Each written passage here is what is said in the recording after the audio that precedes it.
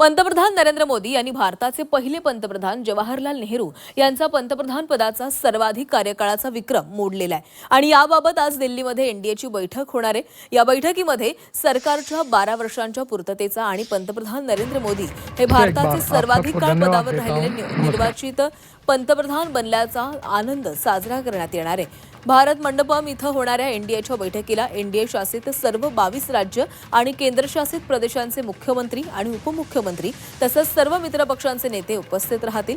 या बैठकीमध्ये पंतप्रधान मोदींच्या कामगिरीचं कौतुक करणारा ठरावही मंजूर होण्याची शक्यता आहे। जवळपास 1.5 वर्षांनंतर एनडीएची ही अशा प्रकारची पहिली बैठक होणार आहे। तर या 12 वर्षांमध्ये पंतप्रधान नरेंद्र मोदी यांनी कोणकोणते महत्त्वाचे निर्णय घेतलेले आहेत पाहूया।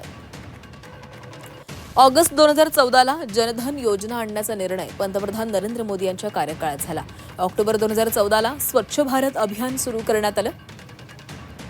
एप्रिल 2016ला डिजिटल क्रांती घडली आणि यूपीआय पेमेंट सुरू झाले। मे 2016ला दारिद्र्य रेषेखालील कुटुंबांना उज्ज्वला गॅस योजना सुरू करण्यात आली। नोव्हेंबर 2016 मध्ये 500 आणि 1000च्या नोटांवर बंदी आली म्हणजेच नोटबंदी झाली।